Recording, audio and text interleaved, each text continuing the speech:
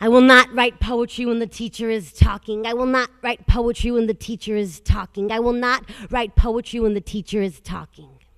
Standard white chalk on classic blackboard squeaks cliches through pointless punishments. Write it over and over, Amanda, to make sure you don't forget. She wants me to measure the perimeter of the blackboard, do the math, find its area, and fill it tight with my new imposed credo. I will not write poetry when the teacher is talking.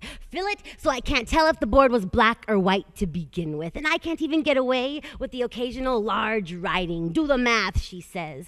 I was sure it was discreet, but I mean, how discreet can large, bold print be among small, meticulous letters?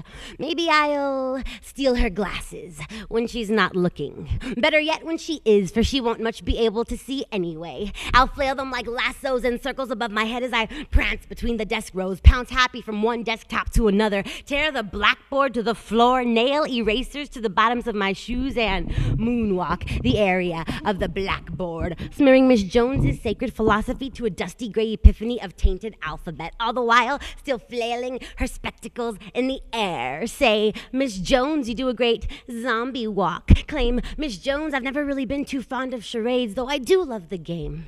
I know you can't see, Miss Jones, but pray you say, how is that any different from before? For can't you see that I should instead be writing poetry because the teacher is talking?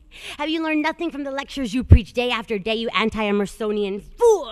For can't you see that it's when the teacher was talking that a young Martin Luther King dozed off into his REM cycle, just to be rudely awakened by the bell seconds later, and it was then that he realized that he had a dream? Don't you know that it's when the teacher was talking that Newton himself gazed out the window just in time to see a leaf fall off its branch, and after recess that day is when Newton brought the teacher that apple? You see, it's when the teacher was talking I thought I could write history like it was an original idea. But now you're just asking me to repeat myself.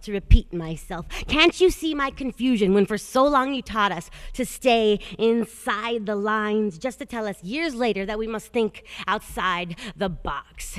You tell us to come to class prepared, though only as a test it seems, now demanding put your pencils down and pick up the chalk. I will not write poetry when the teacher is talking. I will not write. Now we're not supposed to argue both sides in an essay, but when you taught us to share, were you not referring to our ideas and all viewpoints as well?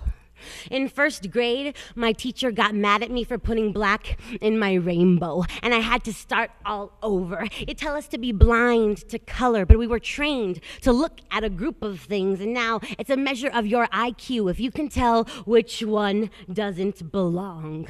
But what if we all do? Red Rover, let...